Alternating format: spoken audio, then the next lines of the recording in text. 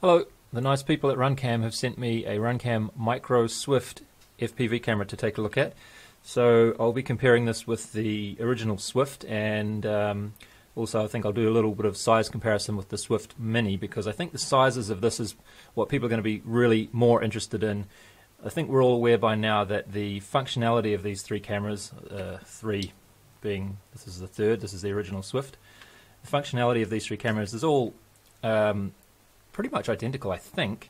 I did a side-by-side comparison of these two, and it seemed to me that the contrast and the edge detection processing of the Swift Mini was slightly increased. It didn't look exactly the same. So I'll do a side-by-side comparison of the Micro and the ordinary Swift, and we'll see if anything's different. I don't think it will be, but you know, just in case. I have this test rig thing ready to go, so I'll use it. And I was hoping to put the Micro onto my little 160 size quad here, but I'm still waiting for a few more parts to put that together, so I won't be doing an FPV use of this camera in this video. I'll have to do that in a few days, I think. Anyway, so let's have a look at this. It's very, very small. The box itself is, I was quite surprised at how small the box is. You don't actually get too much with it. So this is what you get with it. It's just a couple of those cables and some little screws, and that's it. So you're sort of left up to yourself to figure out how to mount it onto your quadcopter. And as I say, it is quite a small little thing. It's 19 millimeters from side to side of these two holes, which is actually smaller than the Mini, which means that even if you have one of the mounts for the Mini like I do, this is the mount that came with the Mini, you're not actually going to be able to use this one because the Micro is even smaller than that. So if I try and put that there, we'll see that there's a good sort of a 2.5 millimeters or so of clearance on that side. So maybe you could put a spacer in there and still use this. That might be worth trying. Actually, I might give that a go now that I think of it. But other than that, you're going to have to figure out some other way to mount it.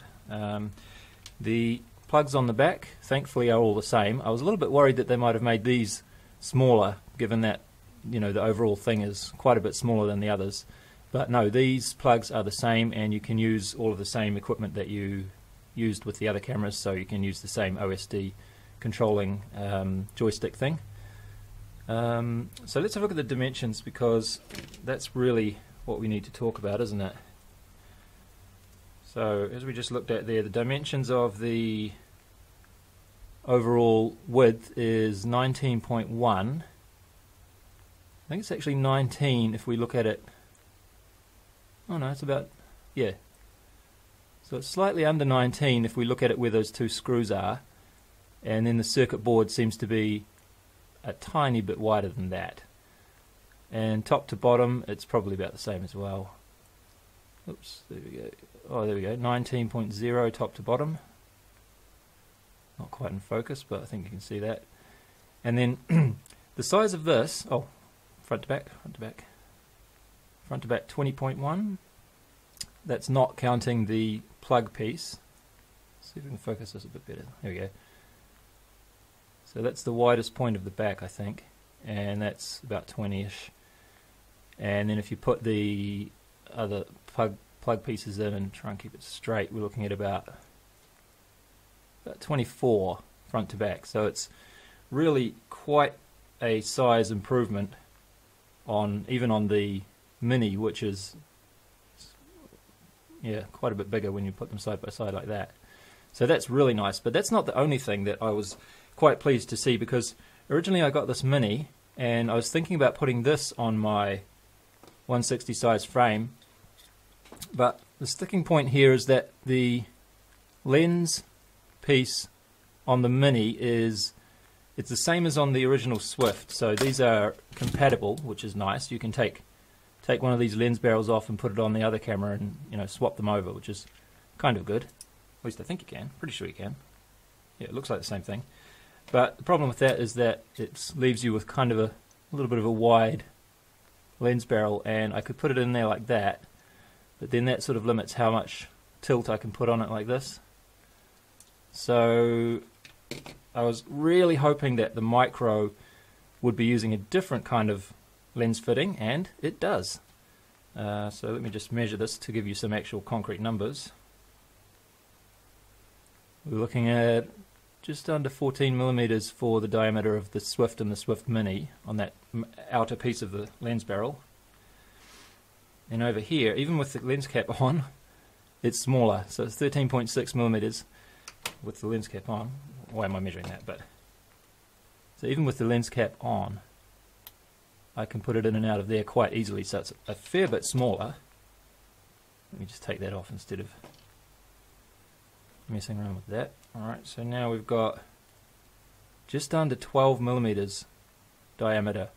So that's really nice. That's I was really happy to see that, because that's going to be quite important for a lot of these small builds. People are going to be trying to put that lens piece through here, and you can see it's got lots of room. I think it's about 13 millimeters space between these two front posts. So that's going to be really, really, I think a lot of people will be pleased to see that, because some people have even smaller builds than I have, and they're going to want to put it in these little gaps like that. Something I've just noticed while I was looking at that there, seems to be some kind of epoxy or some kind of a glue over the top of those pins that are connecting the front part to the main board, which is quite a good idea. And it looks like there's some in there as well. It's a bit hard to see with these reflections, but there you go. So hopefully you can see what I mean there. It looks like there's some reinforcing gunk, or it looks like clear epoxy actually. And if we have a look around it a bit more, I don't think you're going to make a camera much smaller than this. This is quite impressive.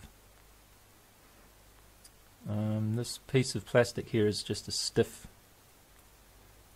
it's very thin, stiff plastic, just with some printing on there so you can see, remind yourself of which pins are which. Oh, it goes up to 36 volts on the power supply, that's good. And you can take that off with a couple of little screws. I don't think I'll bother taking this off. It's probably not much to look at that's different from the others. And I noticed that it's also stuck down with a little bit of sort of glue or something there too, so I'll just leave that on. Yeah, very, very small.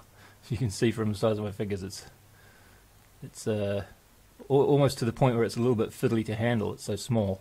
Anyway, I think I'll just quickly plug this into my OSD screen and just check on the off chance that something's different than OSD. I don't think it will be. Okay, here we are connected up to a screen, and I'll just show you the field of view, because I noticed that the field of view is quite wide. I'm not sure if you can get other lenses for this one. I should have checked this on the website before I started, but the one that I have is a 2.1 millimeter lens, so that's going to be really quite a wide field of view. Okay, so this should give you an idea of the field of view. You can see my fingers maybe just showing in the screen at the top, and so here is the edges of the view. It's quite wide, just like this. Anyway, let's have a look at the OSD contents. I don't think it's going to be any different. I'll just have a quick whiz over these, because it's fairly easy to do once you've connected that little joystick thingy up. Let's see. Tunnel, exposures, all that stuff. Yep. Yeah. I think this is all the same. I'll just, I don't think I need to look at this too much more. What's in here? Yeah, just from memory it looks exactly the same as the other two Swift cameras. So I'll set this, I'll just leave little settings like this for my test. Oh, I suppose I should weigh this as well, because that's going to be another important concern for a lot of people. 6, what? It was 5 just a second ago. It was 5 when I tried it a moment ago. Oh, there we go. So, well, the point is it's very light. I mean, it's so light that you sort of need more accurate scales than I have here just to measure it properly. And we should also probably take a quick look at this. This is the page on RunCam's site where you can buy this. It looks like it's not actually out yet. I noticed on Banggood as well, they're saying 15th of May is when you can, when it'll actually be shipped out, I think. Interesting thing here is the price. It's actually cheaper than all of the other Swifts to date, which are about, well, they're sort of around 40 or 35 depending on the timing. In this case it's a little bit less than 40 for the normal Swift, but this is starting off as a normal price of $30, so that's quite nice, isn't it? And about that lens, I did notice that it looks like it's something that you can unscrew. I'm not going to try and unscrew mine, at least not now, maybe I'll try it later. But there's no options for different lens field of views on here, but I do notice this L21 in the SKU, so I'm assuming this stands for lens 2.1. So perhaps in the future they may be going to release some different sized or different field of view lenses for this. We'll see. Alright, there it is mounted on my test rig, and that gives you a little bit of a comparison to what it looks like size wise compared to the normal RunCam Swift. It's quite a bit smaller. So I've mounted it onto the quad like this, and I just thought I'd mention one thing. I've mounted it with double-sided tape to the back of this DVR unit like that, and I was actually thinking of mounting it like this in my quad as well, perhaps, but if you do it that way, because of the way that stiff plastic backing on the back of the camera, that's what you're going to have to be sticking your double-sided tape to. You're going to end up with a little bit of flexiness in the mount, at least if you're... See, my double-sided tape is fairly flexy as well, but it's also a little bit of flex in that plastic backing piece. I still think this is going to be okay, but I just thought I'd mention it before I start, because if we do see some sort of shuddering or jittering or jello in this footage, it might just be because of this.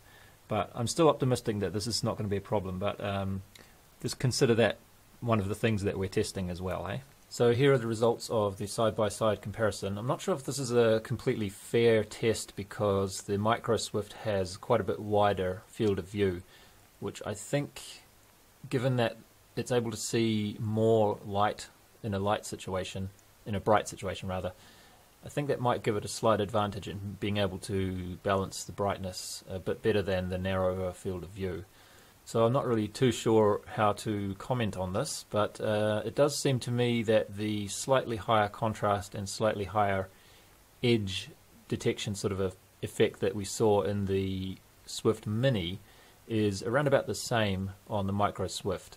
So whatever it is that they seem to have slightly changed, I think they've done it on both the Mini and the Micro. And probably the only other thing that I might point out is that on the left hand side we can see slightly more diagonal lines, just sort of a faint grey line going through the picture. Not really sure why that is, because the DVRs that I'm recording on are identical, the SD cards are identical, everything's running off the same power supply. So I can only put this down to perhaps the Micro Swift has a slightly better regulated power coming out of it on the video signal, because on the Micro Swift side you can see it's quite clear, there's none of those diagonal lines anywhere in the picture, and it looks overall a little bit nicer. Anyway, I think I'll just let the rest of the video run and you can make your own judgments about it, and in the next video I'll actually use the Micro to fly through, looking through to fly FPV and see how that goes. Anyway, for now, thanks for watching.